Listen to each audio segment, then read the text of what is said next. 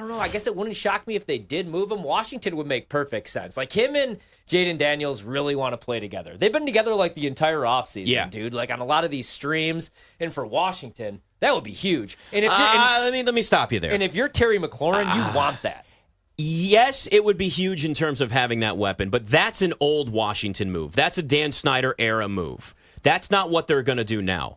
I don't think they trade for Brandon Aiyuk. I wouldn't trade 2 first-round picks. I wouldn't trade 1 first-round pick for Brandon Aiyuk. I got to be honest. It would be a second-round pick. If I'm the Commanders right now, I ain't doing it. I'm not trading for Brandon Aiyuk. I'm not giving up multiple first-round picks and paying him all this money. You do have to pay him, yeah. Because there's going to be a lot of other pieces that you're still going to have to address with this team. Yeah. And what I would say is if he's available in a year, and the Commanders look like a team that maybe don't get on the Texans level, but show that drastic improvement, right? Then you know that you've got a core that's already starting to grow. Then you know you can add that fancy extra piece that's there. But right now, the Commanders are just trying to build the foundation. They're putting the drywall up in the house. You don't need to go buy this beautiful stainless steel fridge when you don't have the floors down in the kitchen yet. Once you realize you've got all that established, then you can start talking about the fun extra add-ons to the house that you're trying to build. But right now, this is a team that just needs to figure out what they are and not start investing big money in a flashy piece like a wide receiver. What do I always say, Ryan, about wide receivers, right? They are prisoners to an assembly line of success. If your offensive line can't block for the quarterback, and the quarterback then can't get the ball to those wide receivers, all of these other things have to happen before a receiver can actually live up to that salary that you're paying them. And if you're not getting that, then you're just wasting that money. That offensive line still needs help.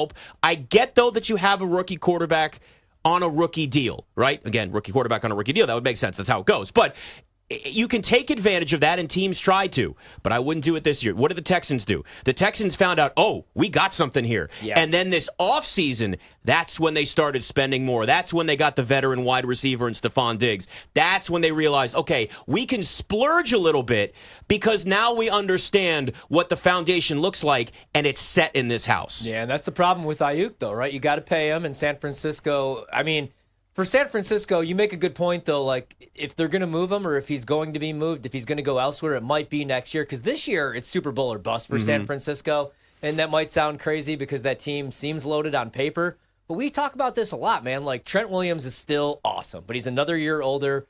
Don't really love the interior of the offensive line other than Trent Williams. And then McCaffrey's great. But, I mean, eventually, you know, he's going to get older as well. And Debo, I love Debo. He's one of my favorite players. But look at the way they've used him since he's come into the league. Like, that's why Kyle loves him so much. Yeah. The wide back. So they've kind of run him into the ground. I mean, he's young still, but he's like an old young. Well, he didn't want to be a running back. Remember, that was part of his thing, is he wanted to stay away from that. Yeah, he doesn't want to do that. Right, yeah. And so so I get wanting to keep, like, if San Francisco, if you know, if that's what John Lynch wants to do, he wants to keep Brandon Aiyuk. I get that.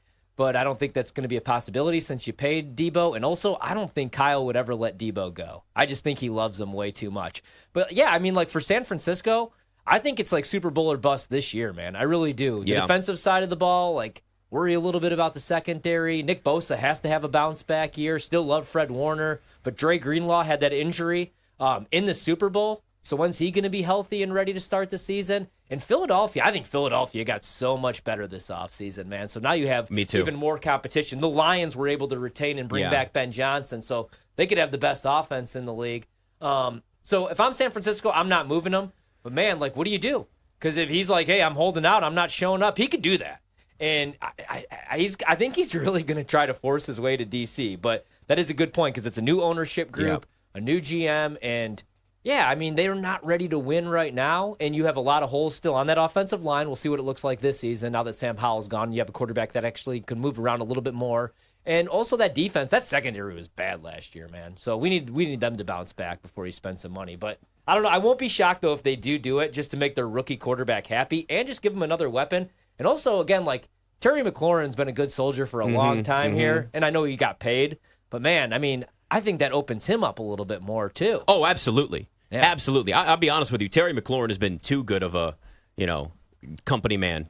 Really, the guy deserves better than what he's had in terms of the lack of quarterbacks, the inability to just get the ball to him on a consistent basis. there's a certain point where, again, now it's different. It's new management. It's a fresh start. It's a new leadership group. So it's like everything's different there, right? You can be in a dysfunctional work situation, but once it's a change in leadership and you realize there's a whole new direction, your mindset kind of resets a little bit, or that's what you hope. So hopefully that's how he feels, as anybody would feel that's in a situation like that. But they do need more. But this is an expensive more, and I just don't want them spending that much and giving up those assets, too. Because remember, Adam Peters, the general manager in Washington now, was in the 49ers front office just last year. So the question, obviously, then becomes, what is his relationship with Brandon Aiyuk? He wasn't the general manager, but what does he think of him? He knows, obviously, the intricacies of him as a person, as a teammate, and what his value could be to the team. But more importantly, he's looking at this as a slow rebuild. He's not looking to get out there, win now. This isn't when Dan Snyder took over in 1999, and a year later they're signing Deion Sanders and Bruce Smith and Mark Carrier and thinking there's going to be a dream team, and they go 8-8. Yeah. This is going to be, we got a lot of guys on one-year deals, going to take our time, really build this team up the right way. So on paper, the image makes total sense, right? Brandon Aiyuk, Jayden Daniels, teammates at Arizona State, and FaceTiming together, and clearly they want to play together. And on the field, it makes sense. Business-wise, it doesn't make sense for Washington, right? But at this point now, the question obviously becomes, will they trade him? Won't they trade him? We've talked about it a lot on the show. I don't think he's going anywhere. You're a lot closer to the team, obviously, than us. What do you think happens with this scenario? Yeah, I'm with you. I don't think he's going anywhere. I guess the bigger question is, what's the next move for him and his agent? He's still on the books to make $14.1 million this year. Can the 49ers still sign him to a contract extension? Training camp opens a week from today. That's when veterans report. So the 49ers have been through this before. I mean, this is kind of like every year it's something very similar, not necessarily the same thing, but it was going back, I guess, 5 years. It was George Kittle. A lot of hand wringing and contentious negotiations, and then the deal gets done right before training camp. The next year is Fred Warner. Things were moving slowly. There wasn't a whole lot going on, and then right before training camp, he signs. And 2 years ago, it was Deebo Samuel. He requested a trade too. He requested it before the draft. Yeah. And people were wondering if they were going to trade him before the draft. That didn't happen. And then they ended up signing him right before training camp. Last year was Nick Bosa. That went right up to the start of the regular season. But I guess the difference here with the Brandon Aiyuk situation is the 49ers have already paid those guys I just mentioned, in addition to paying Christian McCaffrey and Trent Williams and others. And then you look on the horizon a year from now, Brock Purdy will go from one of the lowest paid players on the 49ers to one of the highest paid players in the league. So at some point, with the roster set up the way it is, they won't be able to pay everybody their true market value. The question is, what do they do with Brandon Aiyuk? And do they try to kick the can down the road and have him play on that fifth-year option, which is 14.1? What will Aiyuk think about that? I can tell you what he'll think about that. He wouldn't like that at all. But I don't know what other recourse he has, because he's a professional football player. He gets paid to play football. You're going to play for $14 million if it means not playing for zero. So it'll be interesting to see how this whole thing plays out.